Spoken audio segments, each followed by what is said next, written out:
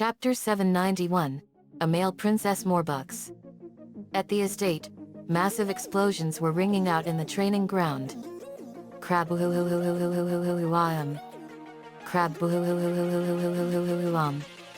Me and Nico were practicing U-rank jutsu and they were really powerful and more. Me, let's see what this one can do. Echoing, volcano-style ninja art, lava tsunami cascade. A massive torrent of lava exploded out of the ground and it slammed into a bunch of statues that looked like all of the evil Sasukes, and it exploded into a massive fiery explosion and the heat coming from it was incredible. Me, wow. That was awesome. Nico, it sure was. Let me see here. Echoing, crystal-style ninja art, Puproskloudowskite sword slicer. Nico formed a crystal longsword and it was made of a radioactive mineral called Puproskloudowskite, a highly radioactive mineral that produces as much gamma radiation as plutonium. My Geiger counter was clicking like mad and Nico slashed apart a bunch of statues that looked like the Akatsuki members and they exploded into fiery explosions. Krabuhuhuam. Buhuhuhuam. Nico, that was awesome. Me, it sure was Nico. Well done. Nico, thanks. We have to be ready for when the next Clow card comes around. Me, I know. We have to expect the unexpected. In other words, do not be surprised. Nico, yep. But why does Sakura's brother always tease her like that? Me, it's just being part of what he does, being a big brother. But believe it or not, Nico, he actually had an encounter with a Clow card before Sakura and her moved here. Nico, really? Me, yeah. He told me that he has spiritual awareness. He has the power to see, hear, and talk to the dead and spirits. Nico, do you know which one it was he encountered?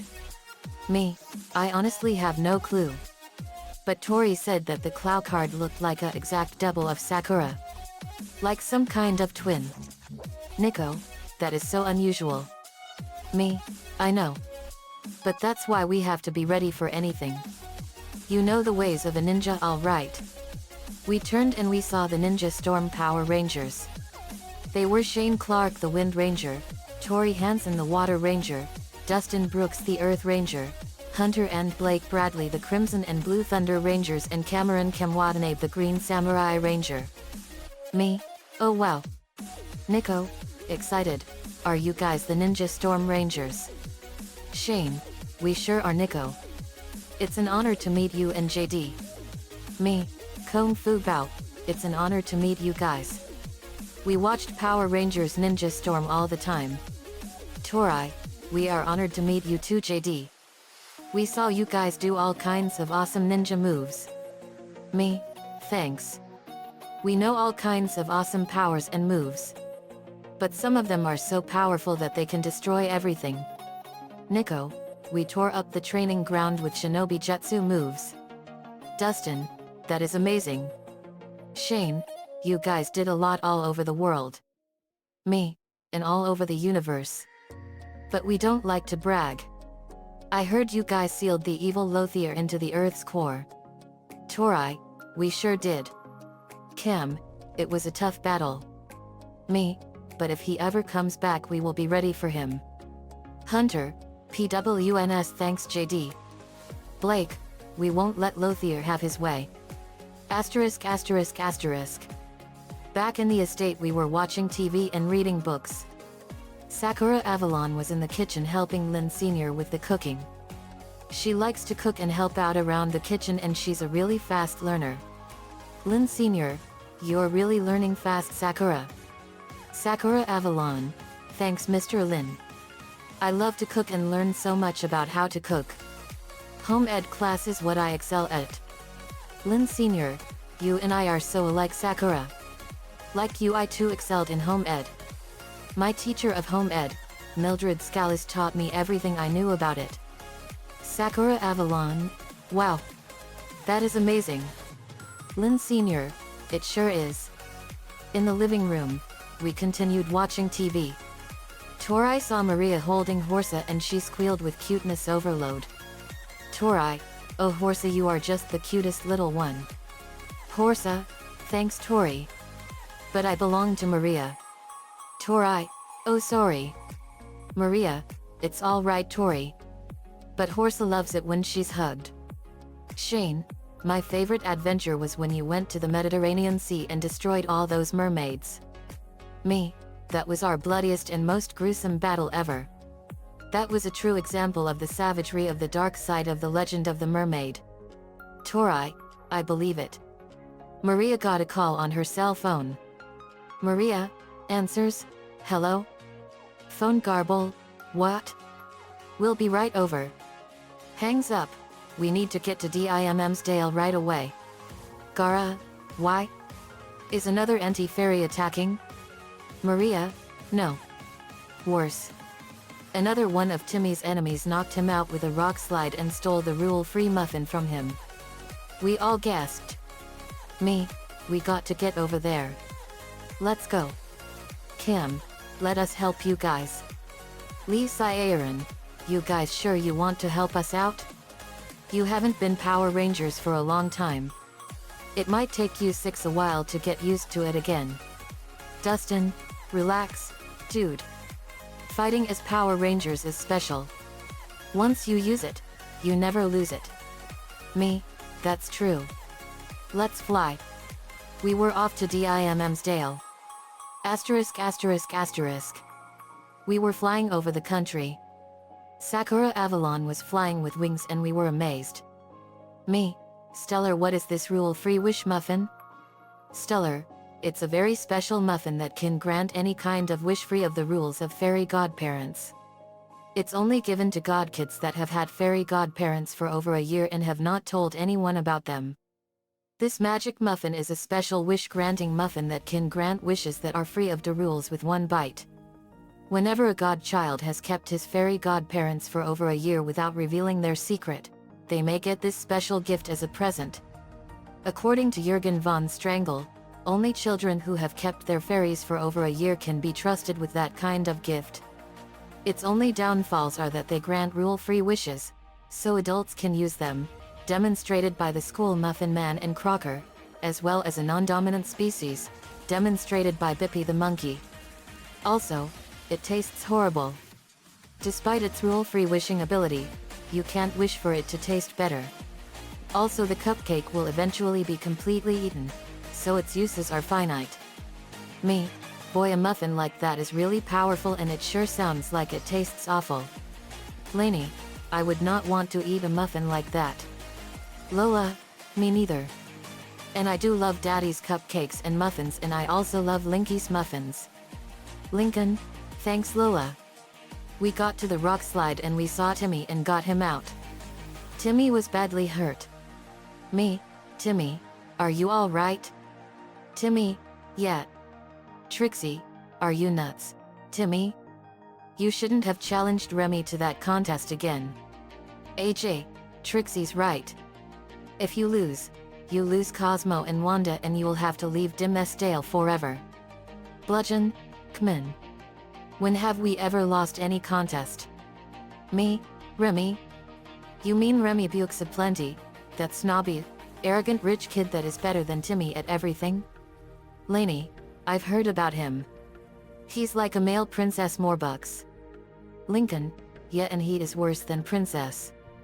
Adult Blossom, actually, Princess Morbucks was the worst.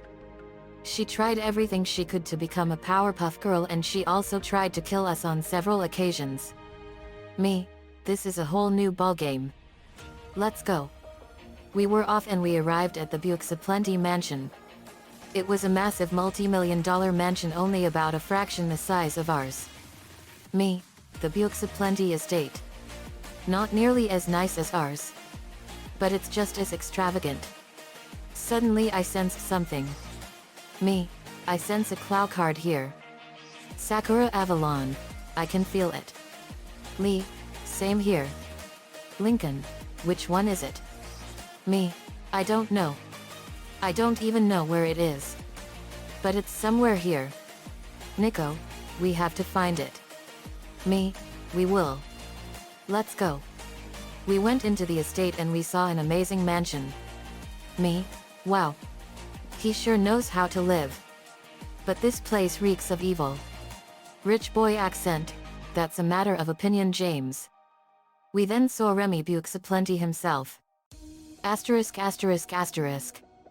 Remy first came into Timmy's life in the episode very quite contrary, when he was shown to be able to best Timmy at many different things, from buying out all the tickets to Crash Nebula to taking his place as Cleft in the Crimson Chin comic book. Timmy and Remy eventually learn that the other has a fairy godparent, S. The latter feared that Timmy may wish to be richer than him and demanded that Juandissimo get rid of Timmy's godparents. Unfortunately, it would be forbidden by L rules.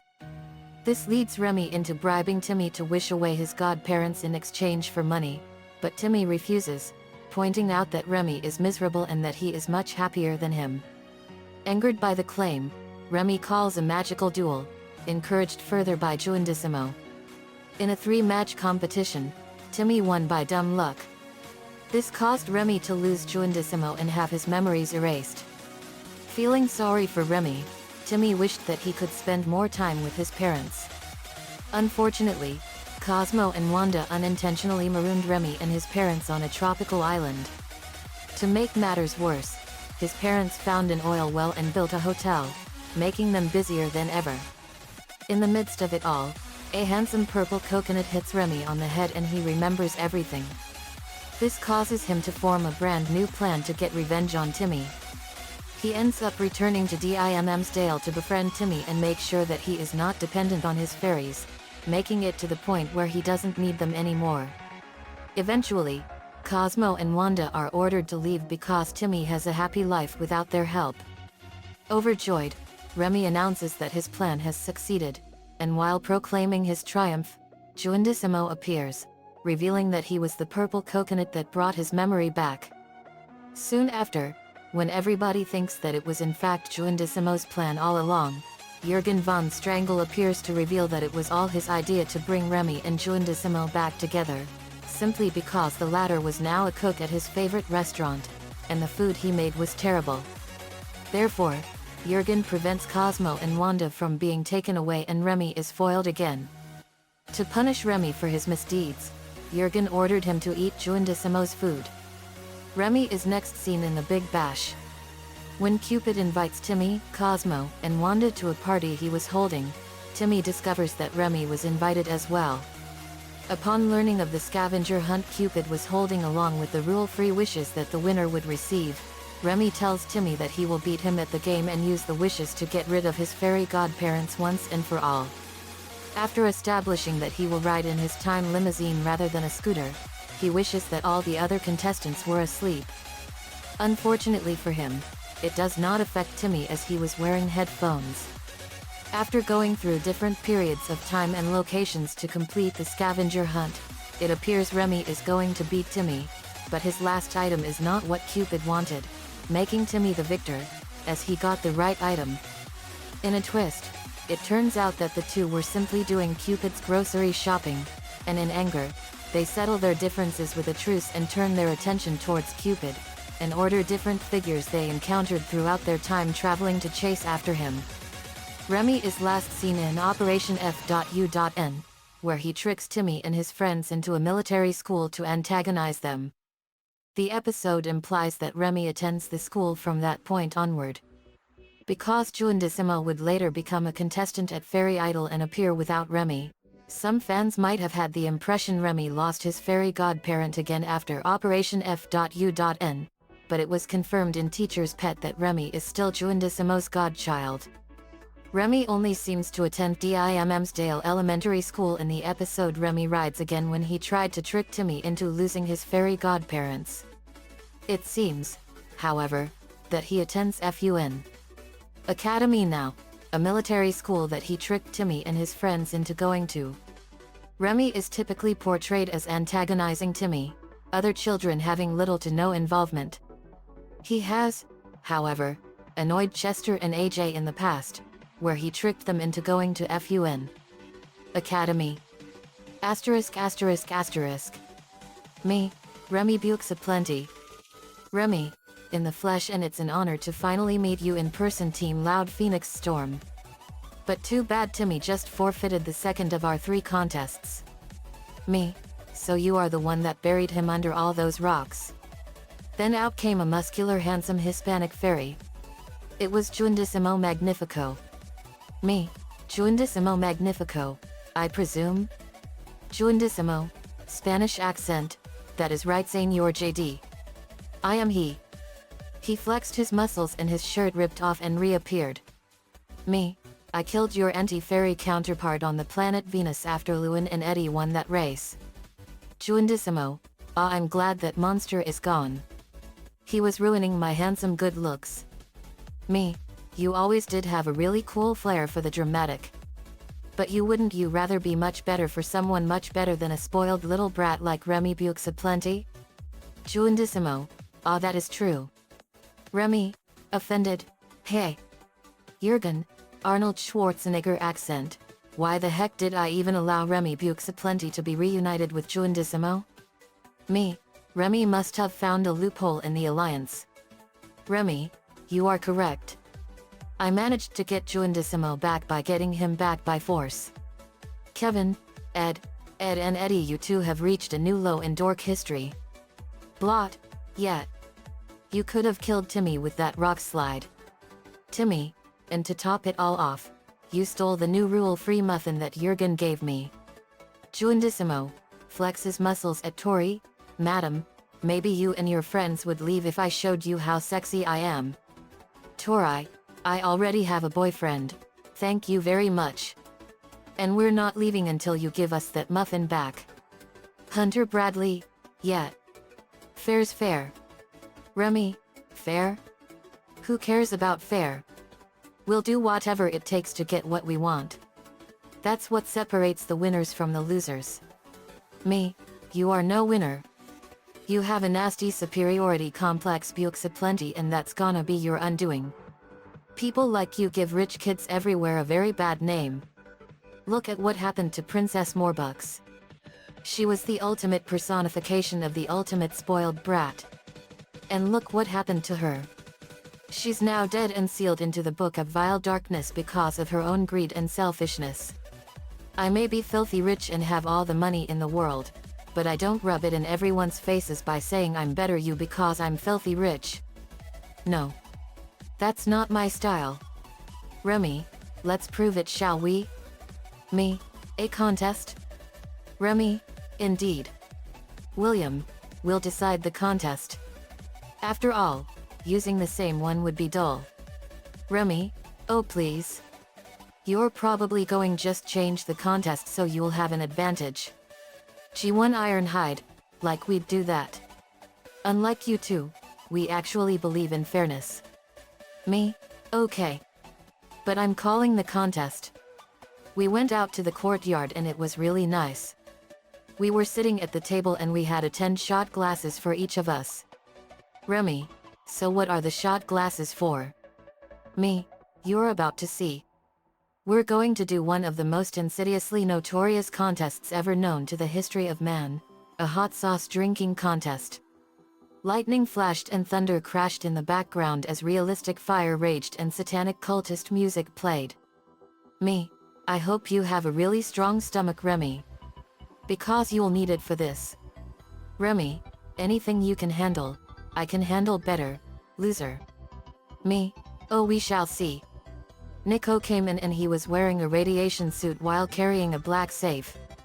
It had the radiation sign on it. He opened the safe and in it was a bottle that was glowing neon orange. It was the hottest hot sauce I have ever created. It was called the Grim Reaper Dragon Storm. It was made with capsaicin extract from the 8 hottest peppers on the planet, the merciless pepper of Quetzalcoatenango, the Dragon's Breath pepper, the Carolina Reaper, the Trinidad Moraga, the Trinidad Scorpion, the Naga Viper, the Ghost Chili, and the Chocolate Habanero peppers. The label was the Grim Reaper riding a skeleton dragon completely on fire and said peppers were orbiting around it as his eyes glowed red. Me, this is the hottest hot sauce I've ever made. It's called the Grim Reaper Dragon Storm. It's made with the capsaicin extract of the 8 hottest peppers in the world. Nico took some radiation safety tongs and poured the insanely spicy hot sauce into our shot glasses, and everyone gasped in sheer horror. We had to drink 10 shot glasses of this insanely spicy sauce. Pure madness. Lori, this match will literally kill them. Lynn, not even I am that crazy. Lucy, I'll be sure to say something nice at your funerals. Lainey, oh boy. Nico, it's ready JD. Me, okay Nico. The object of this contest is to drink as much as you can without crying or screaming in pain. Remy, I can handle that. Me, are you sure? Remy nodded. Me, all right then. Lainey, would you like to be referee? Lainey, sure. Lainey came over. Lainey, ready guys? I had the first glass ready. In the mansion, Cecil and Wolverine were sneaking around and are gonna get the muffin. Cecil, thanks for helping me out with this. Wolverine. Wolverine, well, you should know that I'm disappointing my students. I'm supposed to be giving them lessons today. Cuts open the glass case of the muffin with his claws. There. That should do it. The two suddenly heard the cocking of a gun. They turned to see Remy's butler pointing a shotgun at them. Remy's butler, you two should not be here. Cecil, really? I go out into town after being released from jail and I find out that your boy stole something from one of my friends. Remy's butler, please consider the consequences of your actions. Wolverine, they're already considered, bub. Wolverine slashed the gun in half with his claws and ruined it, and they grabbed the muffin and ran. In the garden, Lainey got the contest started. Lainey, go. I gulped down 4 glasses in 5 seconds and a massive aura of fire exploded out of me, and then I finished all my glasses first. Remy gulped down 1 glass and then suddenly he screamed in excruciating pain and a massive blast of fire exploded from his mouth, and he ran and went into the lake and dove into it. The water boiled as it cooled him down. Me, nice try Remy. But when you love nuclear hot spicy food like me, you're as tough as anyone. I drank his remaining glasses and the fire aura was stronger than ever before. Nico, looks like Remy Bukes of Plenty is a total wimp. Remy came back and he was extremely enraged. Remy, you monster. Now you will die. Remy then revealed that he had a secret weapon. It was a European-style rapier sword. But it had a winged hilt. Lee Aaron, that's the sword card.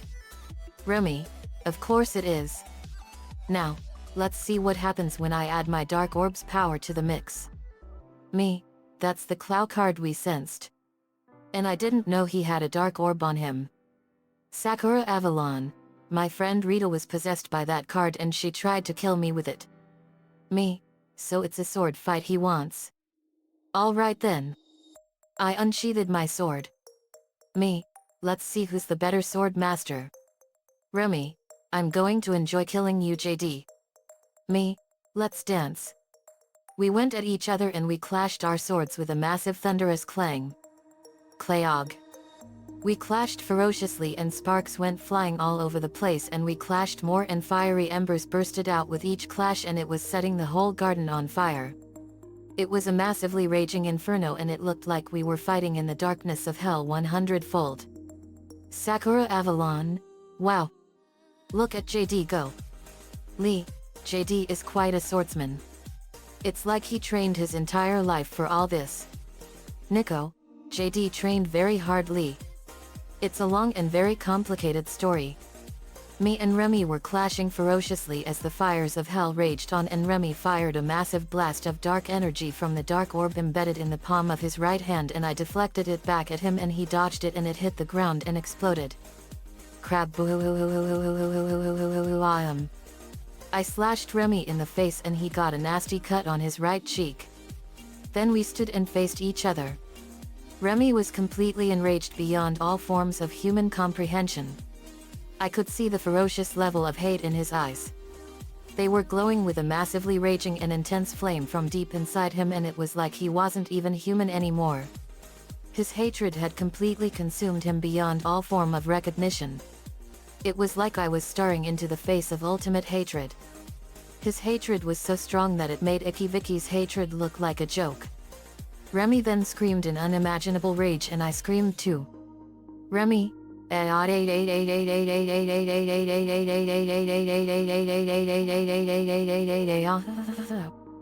me,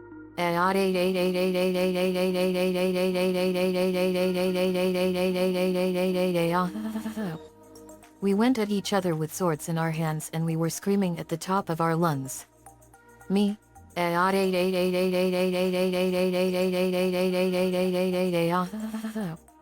Remy,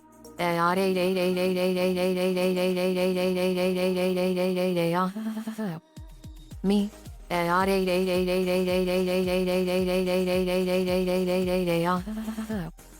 Remy,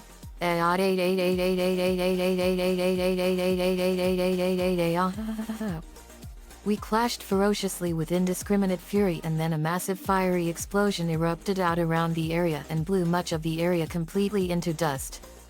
Crab.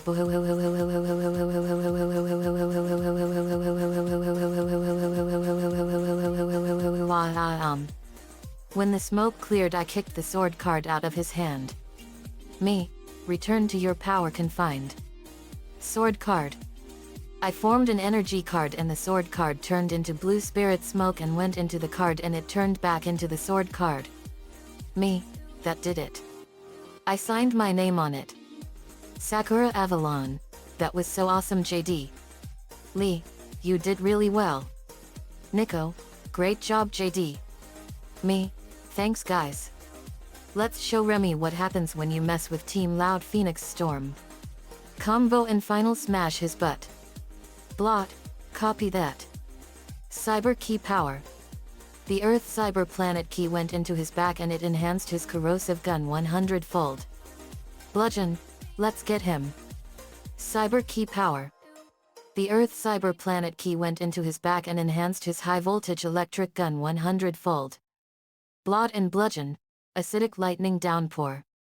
Blot fired a stream of acid and bludgeon fired a massive blast of lightning and the blasts combined and slammed into Remy and burned and electrocuted him. Ironhide, action time. Cyber key power. The Earth Cyber Planet key went into his back and it enhanced his static laser gun 100-fold. Gara, I've always wanted to try those. Animatron Cyber key power. The Animatron Cyber Planet key went into his right arm device and it supercharged his one-tail Jinchuriki powers. G1 Ironhide and Gara, lightning fulgurite electrocution. Ironhide fired a massive blast of lightning from his static laser gun and Gara fired a massive blast of sand. The lightning turned the sand into fulgurites and they hit Remy and electrocuted him. Torai, let's show him what the Ninja Storm Power Rangers can do. Me, get him guys. The Ninja Storm Rangers went at Remy and they demonstrated a menagerie of moves and techniques on him. It was just like watching them on TV. Me, let's finish this. Lee, you got it JD. Elemental Storm Ray. Lee pulled out 4 element talismans and fired beams of wind, fire, water, and earth and they slammed into Remy and exploded. Crab. Trixie, this is for hurting Timmy. Rose Fire Phoenix. Trixie formed a massive beautiful red rose and fired a massive blast of red fire and it turned into a flower phoenix. It slammed into Remy and exploded. Crab.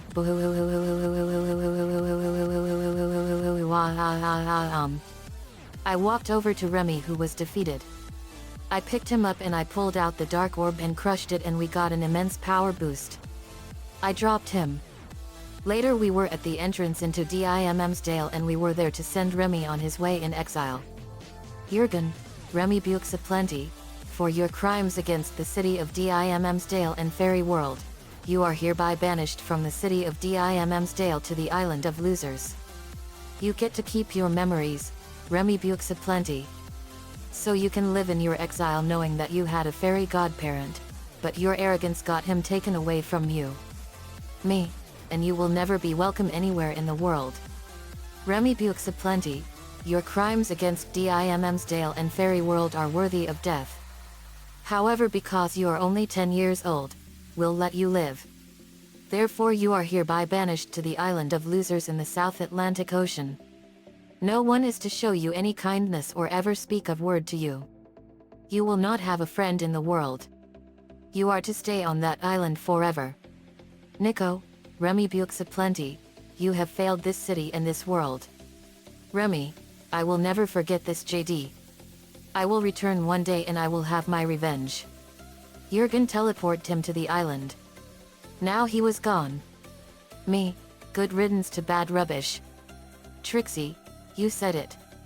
To the viewers, you mess with everyone we care about for stupid reasons and there will be horrible consequences. Me, you said it, Trixie. I had the wish muffin in my hands. Me, so this is the rule-free wish muffin. It's a pretty one. Let's see if it works. I took a bite and it tasted horrible. Me, black. That tastes horrible. I wish money trees would grow in every yard on every house on earth. In an instant, money trees grew everywhere. Me, wow. That is so awesome. Timmy, it sure is JD. Thanks for getting rid of Revamped aplenty. Me, you're welcome Timmy. We later went before the Fairy World High Council and to make sure that fairy godparents never fall into the hands of evil rich kids like Revamped aplenty ever again, we instated a new rule saying that anyone like him will never get fairy godparents. Period. Nico caught a Crustle and a Scrafty. We went back home and we saw that we had a huge money tree. The trunk was 24-karat solid gold and the leaves were $100 bills and it was amazing. The old saying money grows on trees is now 100% true. We put Juandissimo Magnifico on community service. Instead of sending him back to Fairy World, we had him reassigned to being the fairy godparent of the loud kids. The end. Asterisk asterisk asterisk. Another fanfiction complete and another Fairly Odd Parents villain defeated. Revamped aplenty was like a male version of Princess Morbucks from the Powerpuff Girls and he was the worst. The only difference is that he didn't try to kill Timmy several times to become a Powerpuff Girl or anything like that. This chapter was also made to honor Power Rangers Ninja Storm cast member Pua Megasiva who starred in Power Rangers Ninja Storm and played as Shane Clark. He died on May 11, 2019 and it was a shock to Nico. It shocked him bad.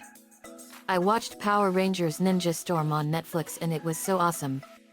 The sword fight screams we did are from the 8th episode of Samurai Jack, Jack vs Mad Jack and that was brutal.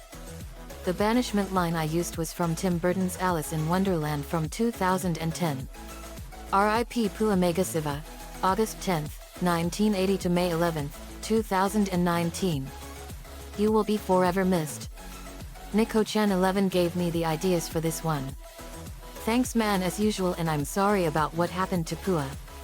Let me know what you all think. See you all next time.